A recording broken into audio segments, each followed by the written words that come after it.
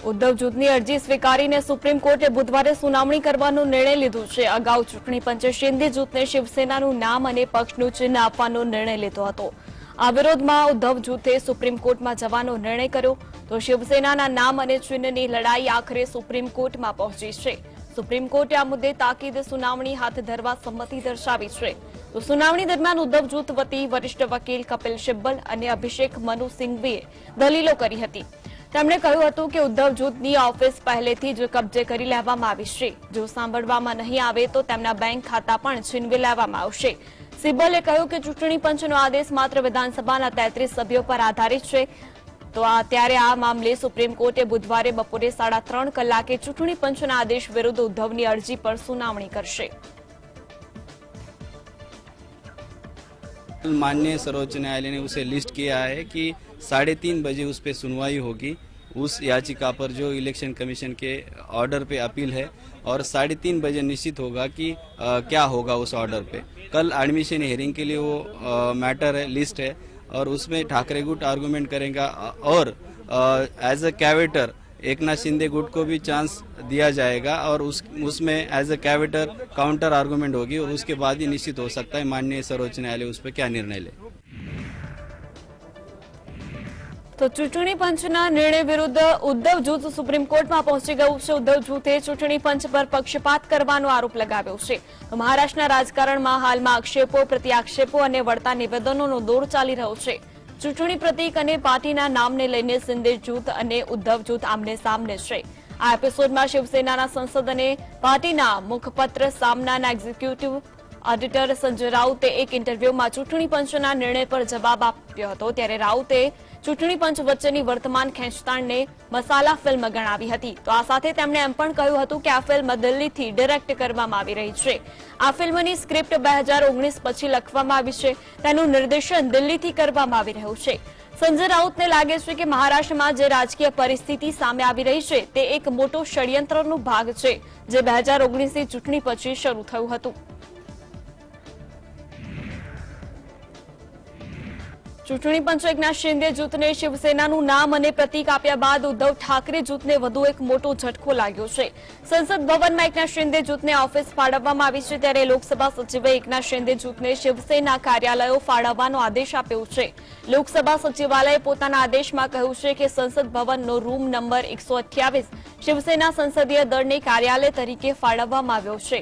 અગાઉ એકનાથ શિંદે જૂથને શિવસેનાનું નામ, ચૂંટણી ચિહ્ન, મહારાષ્ટ્ર વિધાનસભામાં સ્થિત પાર્ટી કાર્યાલયનો કબજો મળ્યો છે। મહત્વનું છે કે એકનાથ શિંદેના નેતૃત્વવાળી શિવસેનાએ પાર્ટીની રાષ્ટ્રીય કાર્યકારિણીની બેઠક બોલાવી હતી। આ બેઠકમાં ધારાસભ્યો, સાંસદો અને શિંદે જૂથના અન્ય નેતાઓ પણ હાજર રહ્યા હતા।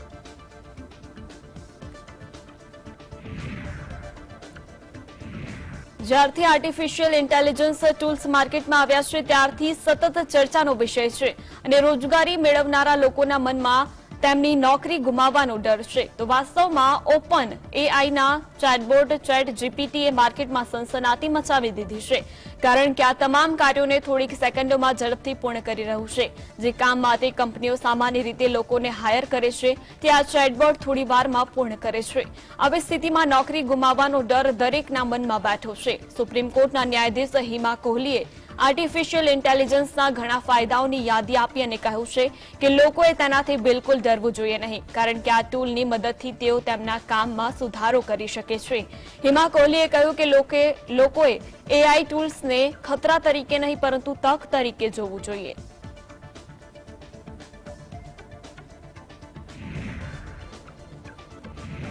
દેશની પેમેન્ટ લિસ્ટમાં ભારત અને સિંગાપોર વચ્ચે મોબાઈલ એપ્લિકેશનથી મની ટ્રાન્સફર સુવિધાનું ઉદ્ઘાટન કર્યું છે। ભારતનું યુપીઆઈ સિંગાપોરના પે નાવ સાથે જોડાયું છે। આ ખાસ પ્રસંગે બંને દેશોના વડાપ્રધાન હાજર રહ્યા હતા। યુપીઆઈની સુવિધાથી બંને દેશો વચ્ચે ક્રોસ બોર્ડર કનેક્ટિવિટી હેઠળ ખૂબ જ સરળતા અને ઝડપથી નાણાં ટ્રાન્સફર કરી શકાય છે। સિંગાપોરમાં રહેતા ભારતીયો હવે યુપીઆઈથી ભારતમાં નાણાં ટ્રાન્સફર કરી શકશે। ઉપરાંત સિંગાપોરમાં અભ્યાસ કરતા ભારતીય વિદ્યાર્થીના માતા પિતા ખૂબ જ સરળતાથી ડિજિટલ પેમેન્ટ કરીને યુપીઆઈથી પૈસા મોકલી શકશે. રિપોર્ટ અનુસાર સિંગાપોરમાં મૂળ ભારતીય 3.45 લાખથી વધુ લોકો છે, ત્યારે મોટી સંખ્યામાં વિદ્યાર્થીઓને અને સ્થળાંતર કામદારો છે. યુપીઆઈના કનેક્ટિવિટી બાદ પેમેન્ટની સરળ સુવિધા ઉપલબ્ધ થશે, પરંતુ બંને દેશો વચ્ચેના વેપારના સંદર્ભમાં પણ ફાયદાકારક સાબિત થશે. टू पीपल रिश्ते इसका मुख्य आधार है. यूपीआई पे नाउ लिंक का लॉन्च आज दोनों देशों के नागरिकों के लिए एक ऐसा उपहार है जिसका वे उत्सुकता से इंतजार कर रहे थे. मैं भारत और सिंगापुर के लोगों को इसकी बहुत बहुत बधाई देता हूं. તો હરિયાણા વિધાનસભાના બજેટ સત્રનો બીજો દિવસ છે, જેને લઈને કોંગ્રેસ સરકાર સામે વિરોધ દર્શાવ્યો હતો અને ધારાસભ્ય પગપાળા કૂચ કરીને વિધાનસભા પહોંચ્યા હતા. વિધાનસભા સત્ર પહેલા વિપક્ષે મંત્રી સંદીપસિંહનો મુદ્દો ઉઠાવ્યા બાદ ભારે હોબાળો થયો હતો, જેને લઈને વિપક્ષે સીએમ મનોહરલાલ પાસેથી સંદીપસિંહના રાજીનામાની માંગ કરી હતી, પરંતુ સીએમ મનોહરલાલે રાજીનામું સ્વીકારવાનો ઇનકાર કર્યો હતો અને કોંગ્રેસે ગૃહમાંથી વોકઆઉટ કર્યું હતું.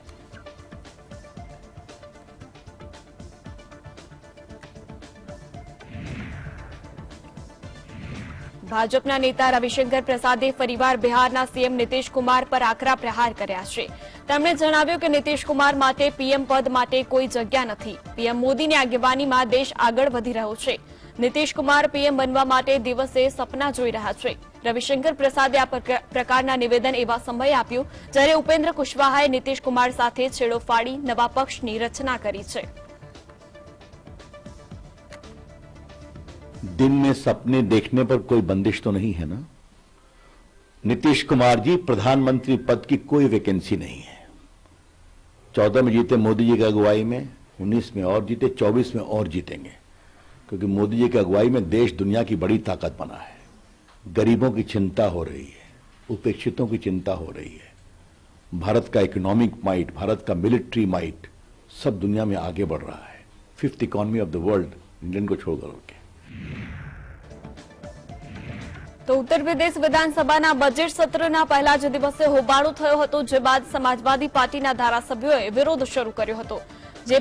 જે વિરોધને કવર કરવા ઘણા પત્રકારો પહોંચ્યા હતા, જે દરમિયાન સમાજવાદી પાર્ટીના ધારાસભ્યોએ પોલીસ સાથે ઝપાઝપી કરી હતી, તો સાથે સાથે મીડિયાકર્મીઓને સાથે મારપીટ કરી હતી. ઝપાઝપીમાં ઘણા પત્રકારો ઇજાગ્રસ્ત થયા હતા. પત્રકારોનું કહેવું છે કે માર્શલ્સે કોઈ પણ કારણ વગર પત્રકારો સાથે ખરાબ વર્તન કર્યું છે.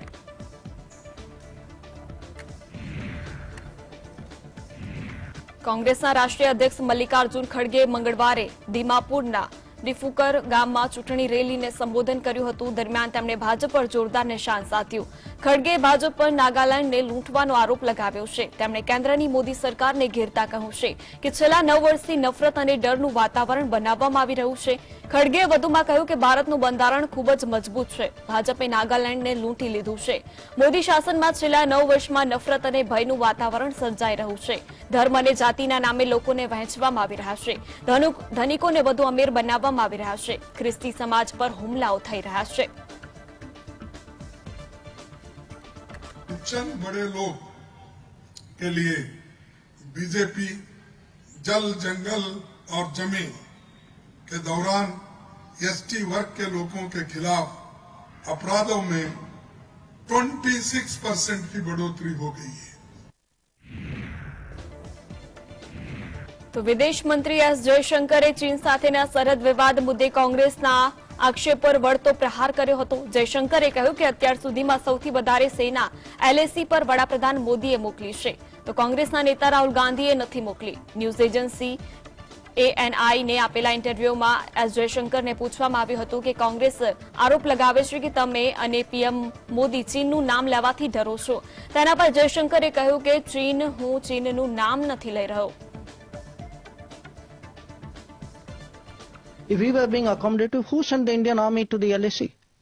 Rahul Gandhi didn't send them. Narendra Modi sent them. We have today the largest peacetime deployment in our history on the China border. And please notice, I said China, CH. રાજસ્થાનના ડેપ્યુટી સીએમ અને કોંગ્રેસ નેતા સચિન પાયલોટે એક નિવેદન આપતા કહ્યું કે અમારી પાસે ભાજપ સાથે બરાબરી કરવા માટે સંસાધનો નથી, પરંતુ અમારી પાસે મતદારોનો ઈચ્છા, સમર્થન અને આશીર્વાદ છે. મને લાગે છે કે અમે ખૂબ જ સારું કામ કરીશું અને મેઘાલયમાં આગામી સરકાર કોંગ્રેસની જ બનશે. I want to ask the leaders of BJP, when you had a government in Delhi, you had a government in Shillong, what report cards do you have to show in this state? Except for sharing power, except for aligning with people for the sake of coming to power, they have nothing to show. This double engine government that the BJP boasts of everywhere, they have zero performance in the state. Congress નેતા રાહુલ ગાંધીએ મંગળવારે ભાજપને હરાવવા માટે વ્યૂહરચના આપતા કહ્યું કે જો તમામ વિપક્ષી દળો સાથે આવે અને વિકલ્પ રજૂ કરે તો 2024ની ચૂંટણીમાં ભાજપને હરાવી શકાય છે. જો કે એક ઇન્ટરવ્યુમાં રાહુલ ગાંધીએ કહ્યું કે જો ભારતના બે વિઝન એકબીજાનો સામનો કરે તો અમે જીતી શકીશું. લોકસભા ચૂંટણી 2024ને ધ્યાનમાં રાખીને રાહુલ ગાંધીએ વિપક્ષી પાર્ટીઓને ઓપન ઓફર આપી છે. તમામ વિરોધી પક્ષોને એકજૂથ થવાની અપીલ કરી છે. કોંગ્રેસના ભૂતપૂર્વ વડાએ કહ્યું છે કે ન્યાય સ્વતંત્ર નથી, સંપૂર્ણ કેન્દ્રવાદ છે અને હવે મીડિયા પણ સ્વતંત્ર નથી. રાહુલ ગાંધીએ વધુમાં કહ્યું છે કે મીડિયા સરકારના ઇશારે ગરીબી, મોંઘવારી અને વાસ્તવિક મુદ્દાઓથી વિચલિત કરવાના સાધન તરીકે રજૂ કરે છે. સંસદ પણ હવે કામ કરતી નથી. હું 2 વર્ષથી બોલી શક્યો નથી. હું સંસદમાં બોલું તો તેઓ મારો માઇક્રોફોન બંધ કરે છે.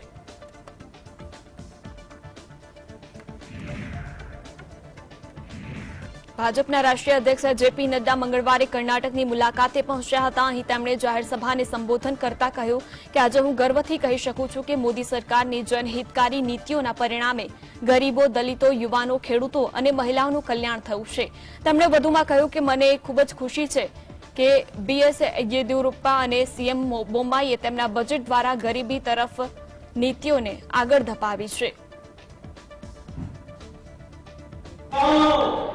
गरीब, वंचित, पीड़ित, शोषित, दलित, युवा, किसान, इनकी अगर चिंता की है तो केंद्र सरकार की नीतियों ने चिंता की है.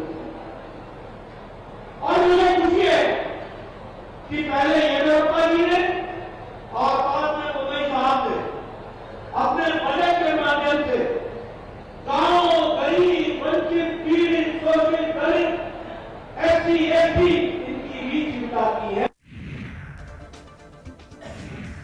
તો હરિયાણાના પૂર્વ મુખ્યમંત્રી ભૂપેન્દ્રસિંહ હુડ્ડાએ ચંદીગઢમાં વર્તમાન સરકારના કામકાજ પર અનેક સવાલો ઉઠાવ્યા હતા.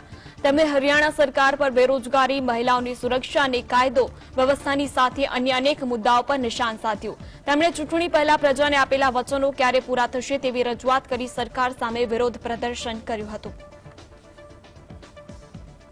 शायद अंधेरे में तीर का निशाना लग जाए इनका. जहाँ तक संदीप जी का मामला है, आप सभी जानते हैं कि अभी जांच जारी है.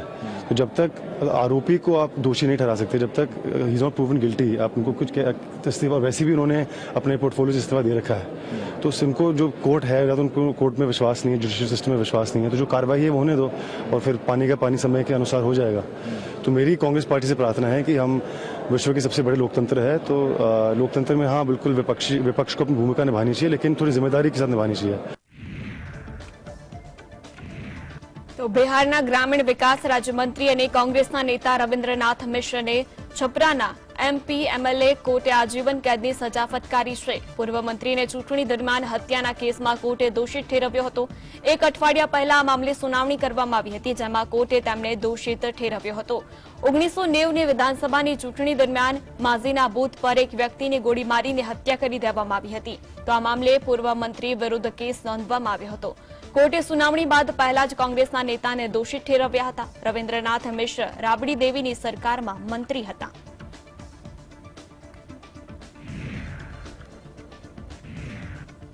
તો નેશનલ કોન્ફરન્સના પ્રમુખ ફારૂક અબ્દુલ્લાએ ગાંદરબલ જિલ્લાના રેઝાન વિસ્તારની મુલાકાત લીધી હતી. અહીં ભૂસ્ખલનના કારણે કેટલાક સ્થાનિક લોકો હાલાકીનો સામનો કરી રહ્યા છે તેવા પરિવારો સાથે તેમણે મુલાકાત કરી હતી. તેમણે હાલાકી ભોગવી રહેલા પરિવારોને વળતર મળે તેવી માંગ કરી હતી.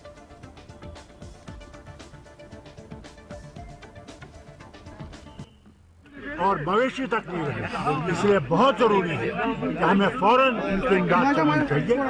पहले इनके लिए एक जमीन ढूंढनी पड़ेगी जहां इनको बसाना है, उसके बाद इनके मकानों के लिए जो कुछ भी देना पड़े उसके लिए हम लोगों को उससे साथ साथ जो इनका नुकसान हुआ पूरा तो नहीं कर सकते, मगर जितना वो पूरा कर सकते हैं इनके नुकसान को पूरा करना पड़ेगा कि ये फिर से जिंदा रह सकें। એનઆઈએ કચ્છના ગાંધીધામમાં બિશ્નોઈ ગેંગના સાથીદાર કુલવિંદરના ઠેકાણે દરોડા પાડ્યા છે। કુલવિંદર પર બિશ્નોઈ ગેંગના સભ્યોને આશરે આપ્યાનો ઘટસ્ફોટ થતા એનઆઈએ તપાસ હાથ ધરી છે। મહત્વનું છે કે કુલવિંદરના તાર આંતરરાષ્ટ્રીય ડ્રગ માફિયાઓ સાથે જોડાયેલા છે। આમ તો ટેરર ફંડિંગ મામલે એનઆઈએ દ્વારા દેશભરમાં દરોડા પાડવામાં આવે છે। તો મળતી માહિતી પ્રમાણે પંજાબ, હરિયાણા, દિલ્હી સહિત 70 સ્થળો પર દરોડાની કામગીરી હાથ ધરવામાં આવી છે। એનઆઈએના સૂત્રોના જણાવ્યા અનુસાર 6 ગેંગસ્ટરોની પૂછપરછ દરમિયાન ઘણા વધુ ગેંગસ્ટરોના નામ સામે આવ્યા હતા। એનઆઈએની આ દરોડા તમામ જગ્યાઓ પર એક સાથે કરવામાં આવી રહી છે। ગેંગસ્ટરોના અન્ય દેશોના માફિયાઓ સંપર્ક હોવાના પણ ખુલાસા થયા છે।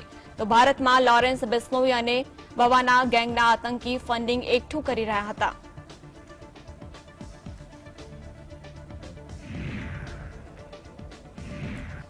તો યુફ્લેક્સ પેકેજિંગ કંપનીના સાણંદ સ્થિત ઠેકાણે આવકવેરા વિભાગે તવાઈ બોલાવી। સાણંદના દેશભરના 64 સ્થળો પર આવકવેરાની ટીમ ત્રાટકી હતી।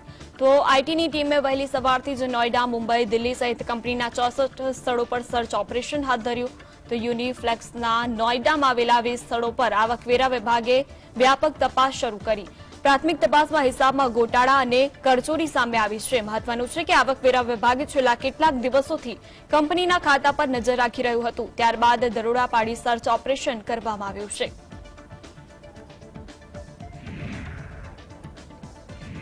તો મંગળવારે પંજાબમાં રાજપુરા, પટિયાલા, સરહિંદ, ફતેહગઢ સાહિબ, મોહાલી, સુનમ, મેગા, ફિરોઝપુર, લુધિયાણા અને સંગરૂર સહિત 30 થી વધુ સ્થળોએ સીબીઆઈએ દરોડા પાડ્યા છે। સૂત્રોના જણાવ્યા અનુસાર એફસીઆઈના અધિકારીઓએ ખાનગી રાઈસ મિલ માલિકો અને અનાજના વેપારીઓના પરિસરમાં લાંચ ચૂકવીને મુદ્દે દરોડા પાડ્યા છે।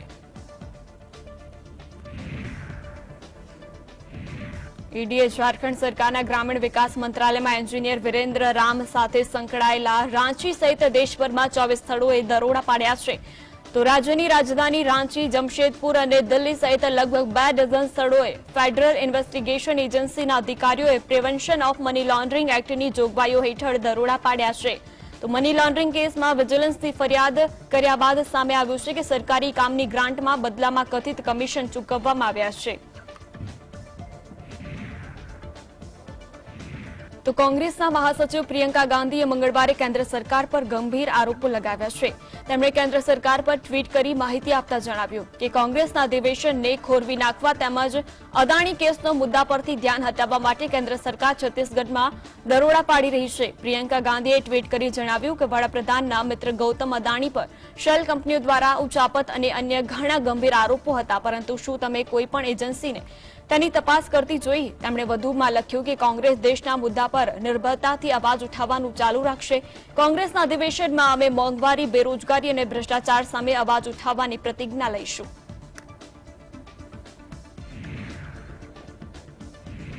છતરપુર સ્થિત બાગેશ્વર ધામના ધીરેન્દ્ર કૃષ્ણ શાસ્ત્રીના એક નિવેદનના કારણે ચર્ચામાં છે। એક ઇન્ટરવ્યુમાં ધીરેન્દ્ર શાસ્ત્રીએ જવાબ આપતા પોતાના પર જોખમ વિશે કહ્યું। તેણે મારી ખતમ કરવા માટેની વિદેશી પ્લાનિંગ ચાલે છે, હિન્દી અને હિન્દુત્વ ખતરામાં છે, તેમજ હિન્દુઓના પોસ્ટર બનવામાં પણ પ્રશ્ન। ધીરેન્દ્ર શાસ્ત્રીએ કહ્યું કે હિન્દુસ્તાન અને હિન્દુઓ જાગૃત થયા છે, સનાતનની ક્રાંતિ આવી રહી છે, જે વ્યાપક થઈને રહેશે। વધુમાં કહ્યું કે વિદેશીઓનું પ્લાનિંગ હિન્દુઓને બરબાદ કરવા અને ડૂબાડવા માટે ચાલી રહ્યું છે, તો અમને બદનામ કરવાની યોજના ચાલે છે। તો બાગેશ્વર ધામના વડાએ કહ્યું કે રામ રાજ્યની પરિકલ્પના છે, તેથી હિન્દુ રાષ્ટ્ર રામચરિત માનસને રાષ્ટ્રીય ગ્રંથ બનાવવાનો છે। પ્રખ્યાત ગીતકાર જાવેદ અખ્તરનો એક વિડીયો સોશિયલ મીડિયામાં વાયરલ થયો છે। આ વિડીયોમાં તેઓ 26/11ના મુંબઈ હુમલાનો ઉલ્લેખ કરી પાકિસ્તાન પર નિશાન સાધી રહ્યા છે। તેમણે કહ્યું કે અમે લોકો તો મુંબઈના રહેવાસી છીએ, અમે જોયું છે અમારા શહેર પર કેવી રીતે હુમલો કરવામાં આવ્યો હતો। હુમલો કરનાર લોકો નોર્વેથી આવ્યા ન હતા કે તેઓ ઇજિપ્તથી આવ્યા ન હતા, એ લોકો હજુ પણ તમારા દેશમાં ફરે છે, તેમ કહીને પાકિસ્તાન પર શાબ્દિક પ્રહારો કર્યા હતા।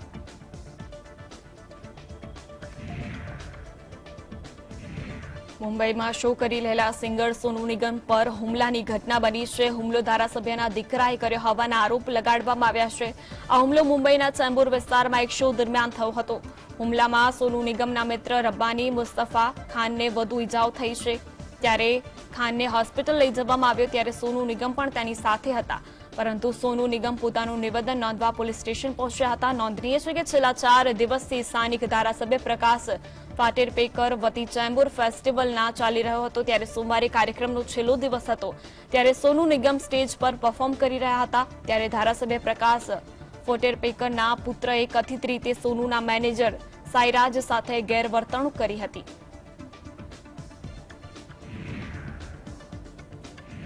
તો રશિયાના રાષ્ટ્રપતિ વ્લાદિમીર પુતિને મંગળવારે રશિયાની સંસદને સંબોધિત કરી હતી. આ સંબોધનમાં તેમણે કહ્યું હતું કે રશિયા યુક્રેનને આઝાદ કરવા માટે લડી રહ્યું છે.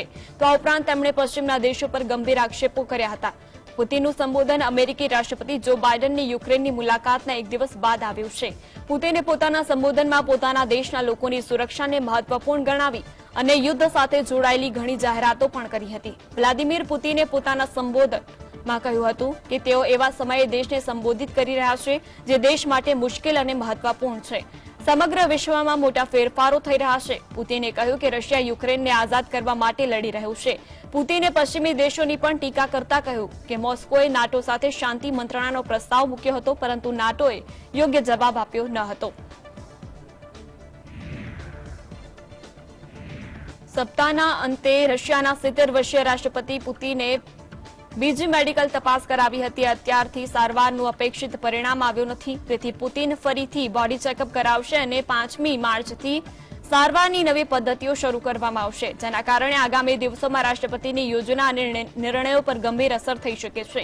મીડિયાના રિપોર્ટ્સમાં કહેવામાં આવ્યું છે કે પુતિનની બીમારીના લક્ષણો સામે આવ્યા બાદ વારંવાર તેમની તપાસ કરવામાં આવે છે. જોકે અગાઉ કેન્સર જેવી ગંભીર બીમારી હોવાના પણ દાવા કર્યા હતા.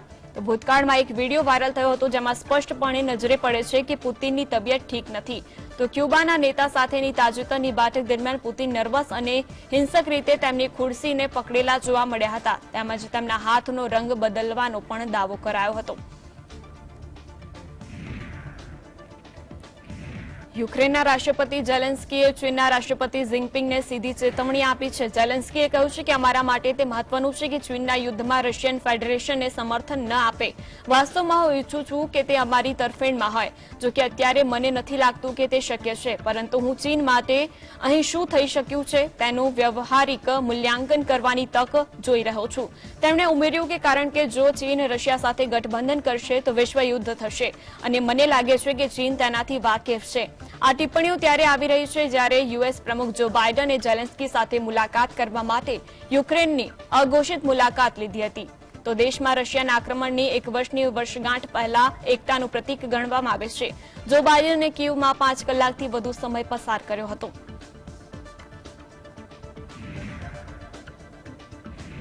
ઉત્તર કોરિયાના પરમાણુ મિસાઇલ પરીક્ષણના કારણે ઉત્તર કોરિયા, દક્ષિણ કોરિયા, ચીન અને જાપાનના લાખો લોકો રેડિયેશનથી પ્રભાવિત થઈ શકે છે.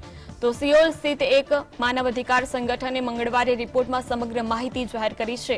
રિપોર્ટમાં કહેવામાં આવ્યું છે કે પરમાણુ પરીક્ષણના કારણે જમીનની અંદર હાજર પીવા પાણીમાં રેડિયેશનનું સ્તર અનેક ગણું વધી ગયું છે. રેડિયેશન હેમયોંગ આસપાસના 8 શહેરોમાં ફેલાઈ શકે છે, જેના કારણે રેડિયેશન પીવાના પાણી ખેતી કરવા ઉત્તર કોરિયાના લગભગ 10 લાખ લોકોને અસર કરી શકે છે.